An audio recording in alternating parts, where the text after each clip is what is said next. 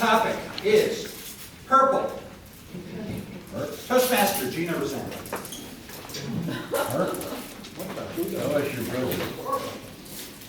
Purple is when I fall down and hurt myself. It's purple. Yeah. But purple is also at the end of the day when the sun is setting and you see all kinds of colors. Purple is there too, so it can be bad, it can be good. That's it. Oh.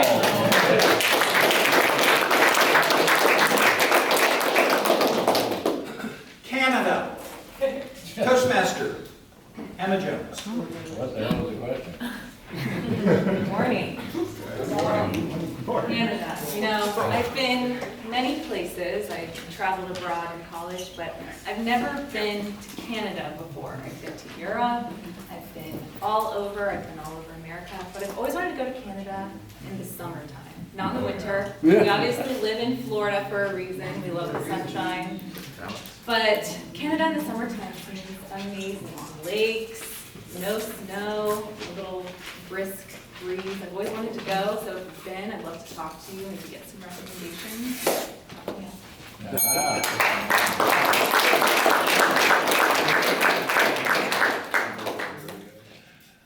School sports. Toastmaster Rebecca Idle. Good morning. Good morning. Many of you know I went to Notre Dame, so school sports, Notre Dame football for sure. There is nothing like Saturday at Notre Dame. You've got the band playing, you've got incredible tailgates, the grills are going, and you can smell that wonderful burger, being with friends, celebrating, looking for a win. Many years of great football, some years of not so great football. When I went, there was a time of Jerry Post, which was a bad football. But my last year was Lou Holtz, and he's amazing. So I love school sports. I'm not very tickled at all about Notre Dame. Go Irish.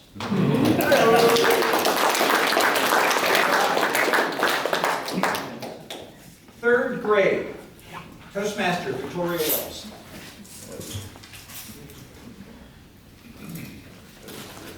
I don't believe I remember anything or have any preference regarding third grade. My mom was a second grade teacher.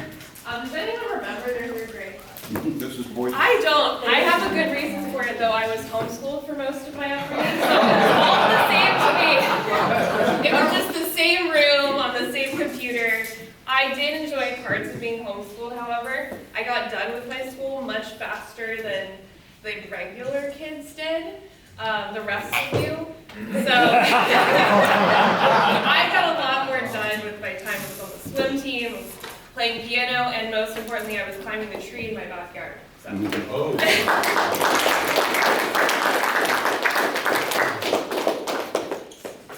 Hot cocoa.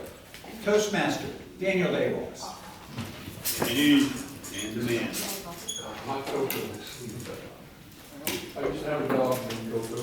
And the girl dog and the other dog thought she was hot. The amount of attention they paid her. And back in the old Cold War days, the other one was the hammer and sickle. And he let him out. Yeah. And another one, we think of it as a walking. No, my hot cocoa dog knocked me off my bicycle.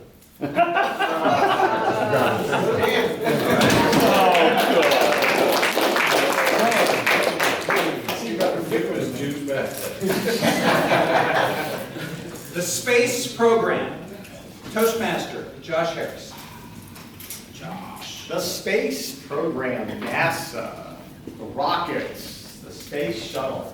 I have to say, as a kid who grew up in Florida, there was something we're all pretty aware of. Now, in Miami, you couldn't exactly see the launches the way that some of you probably grew up here. Now, come back to Florida, and there's like a launch every other night, not as frequently as I could fly back to New York.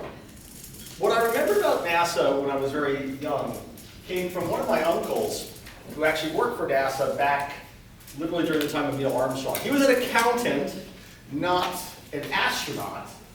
So he couldn't tell me all his cool space stories, but he had all kinds of cool space gifts. Literally, he apparently knew how to raid the NASA gift shop, which was one of the times I got all these toys as a kid. I actually spent a lot of my time wanting to be an astronaut, or at least work in the space program when I realized that I probably didn't have quite the physical characteristics to be an astronaut. And it actually brought me to Orlando to go to the University of Central Florida, which was the original space university. So it's quite important in my life story. So go NASA. Go now.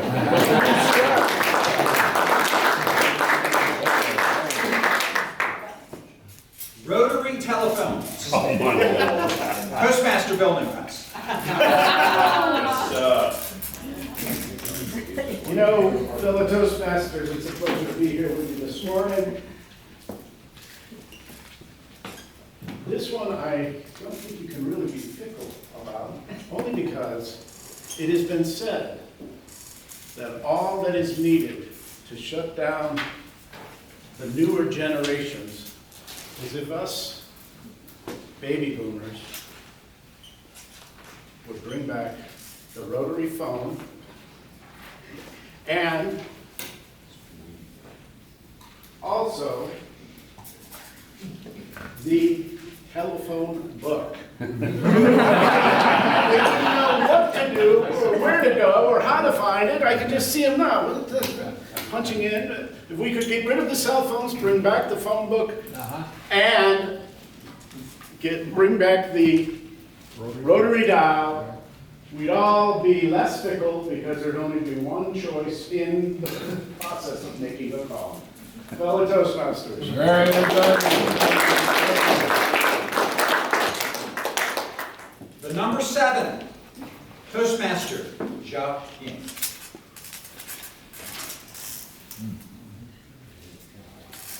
Number 7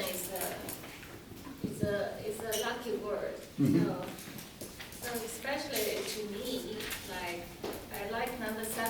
So when I was in school in China, and when we have our test results, they would put the test results on the blackboard, and then they will rank your scores from the first to the last. So mine is usually number 7. It's not, I'm not the first, but of course I'm not the last. And I'm quite a good student, but I will always remember number 7 in my life.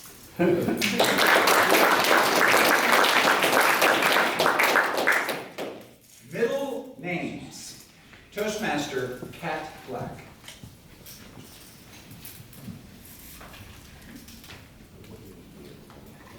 Good morning. Good morning. I'm gonna scoot up here, because after last week, we said to make an effort to come up to the front. So I have a lot of feelings about middle names, because I don't personally love mine, or at least the American pronunciation of mine. I recently found out there was a French pronunciation of my middle name, and I love that so much better. But I think middle names are a wonderful bridge between the first and the last name, and that's what they are. But I think that a lot of people are feeling as I feel, where they don't want their middle names, and there are those that like to go by their middle names. And I think if you love your middle name, use it. If you don't, change the pronunciation. Maybe I'll tell you my icebreaker.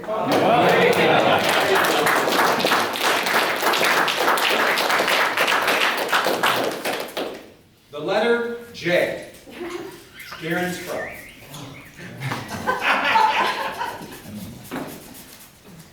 See that my name begins with G.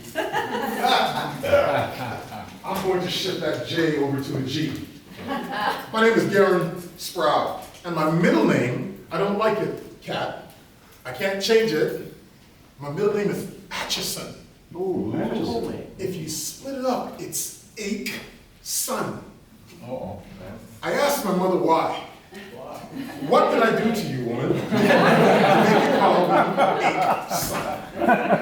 She didn't have an answer. Just like she didn't have an answer when she traveled from St. Thomas to Puerto Rico to birth me. It's literally a 15-minute plane ride. There were hospitals in the Virgin Islands. She chose to go to Puerto Rico. She says, I don't know, son, I just got on the plane. I think my mom was confused when I came around. Hopefully I brought clarity to her life.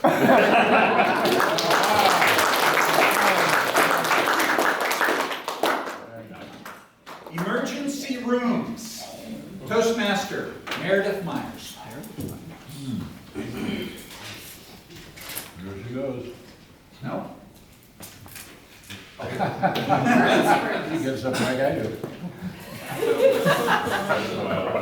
Emergency rooms could be a trigger for some. Not me. For me, my aunt was an emergency room doctor. And so I heard all about the stories of people that arrived in the emergency room. I wish she was a little more fickle about her sharing as a physician. Because as she got older, she moved to Arizona and became a geriatrician. Oh. And so she was in nursing homes that were also rehabilitation facilities. And let me just tell you, there are things that my children will not even consider doing, trampolines, riding horses, because we just got those horror stories. So wanted to just share, hopefully not trigger experience.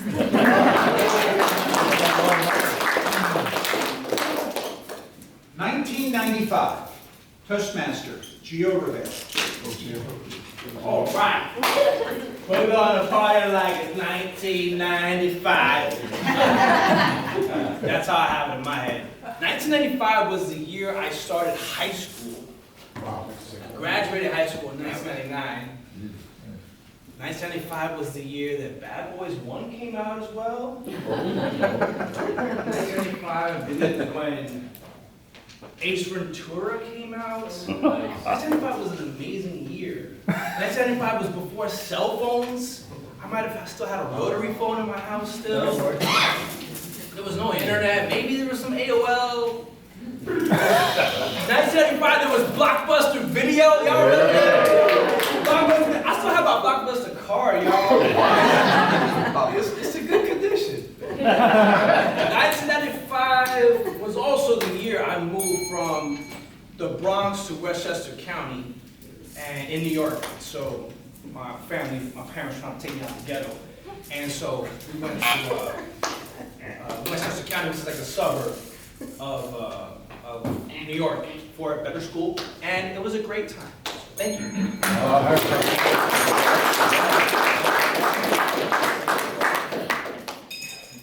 Clouds. Toastmaster Eugene Rotari. Today we can talk about clouds. They're everywhere. It's a beautiful time. We live in a world where we see no clouds, although they're there. And I'm not talking about the aerial phenomena. And I'm very nostalgic about that time when we could actually look in the sky and enjoy clouds. But since we're in Florida, I've read that Salvador Dali moved to Florida because there were beautiful sunsets and beautiful clouds like nowhere else on Earth. There is one place in Spain where he enjoyed the clouds as much, but he moved to Florida and apparently he was a fickle artist.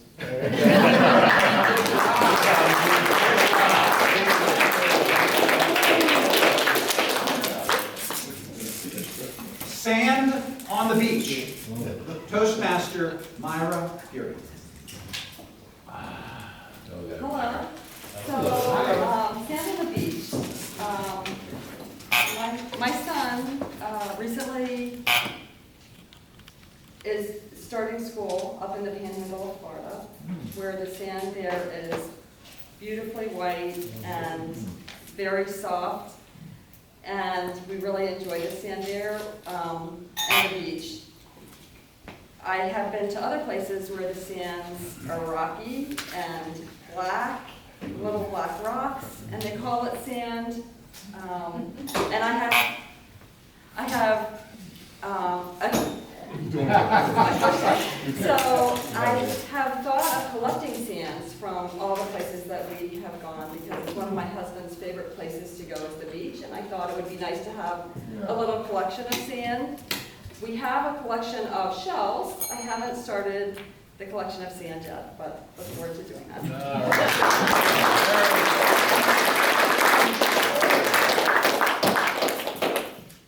Midnight snack, Toastmaster Mark Ayers.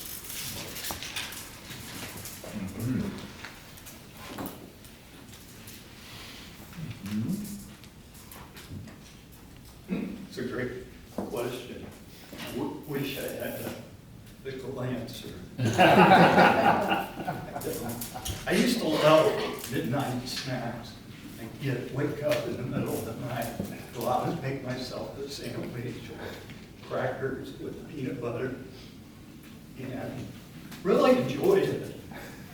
But about 15 years ago, I read a book that said you shouldn't eat after 6 p.m. or 7 p.m.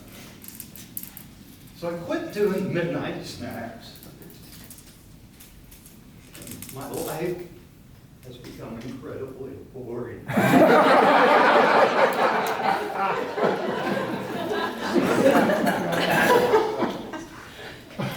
tempted to go back to it.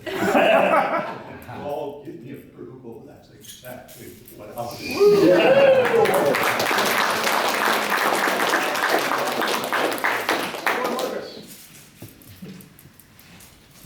Cantaloupe, Toastmaster Sean Tucker.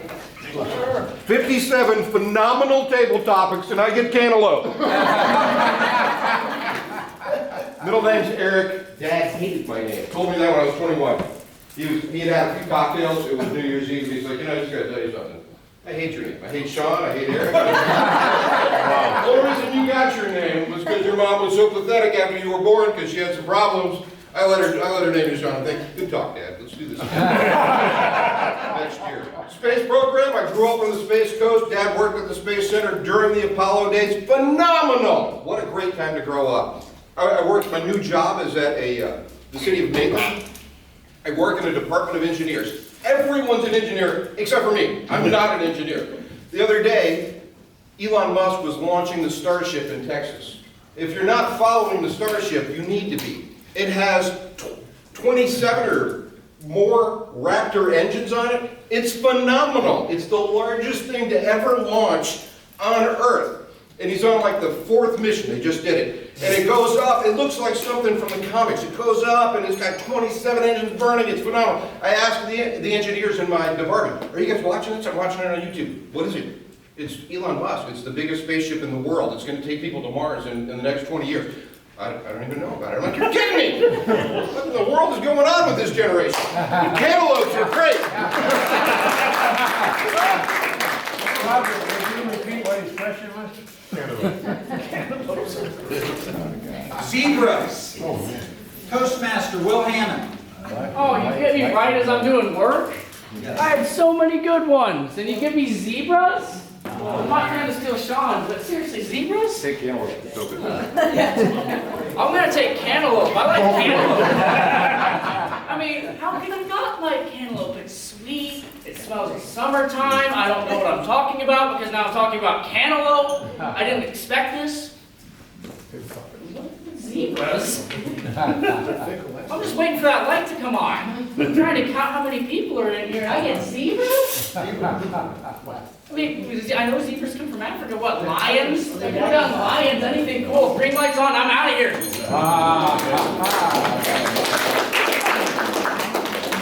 Unusual pets, Toastmaster Brandon Moore. Unusual pets, I would say a very unusual pet would be a cantaloupe. But it would be easy to take care of. And put salt on it, it's delicious. If you want to be fickle, you can put honey on cantaloupe too. That'll take you to space. faster than whatever that Musk guy's Walmart cart looks like. I don't know. Space is a great place, and if you're in space, you could have cantaloupe for breakfast in space too. But I'll tell you something else about school sports. If it's 6-6, it's tied, right? Right. It's a 3-2 count, top of the 9th inning. You just need to get your team back to the plate to try to win the game, right? You got a guy on first, he's fast. He's ducking out, he's messing with your head. Now you're the starter, so you're not used to closing, but here you are, right? And you got to finish the game. You got to get your team to that next inning so they can win the game. And you know the guy with the plate is a home run hitter. You fire in a curveball, boom. Let's bat, baby, let's bat.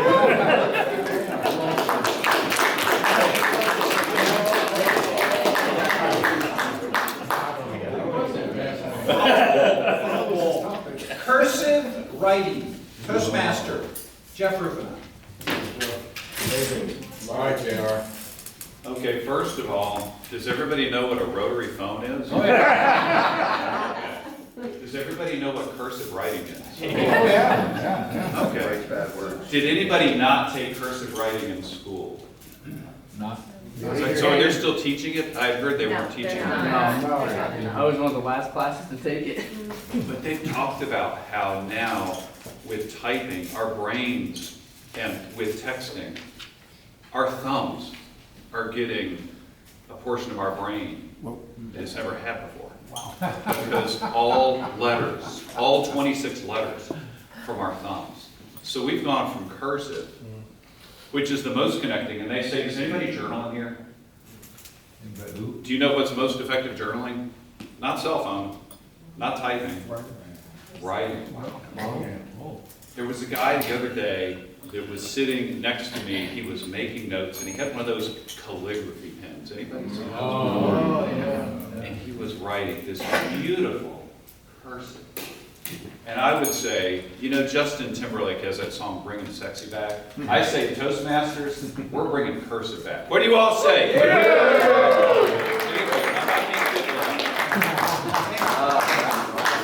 Thank you. Whenever our Toastmasters, please vote for take a 2-minute break. Timer, report. Tim.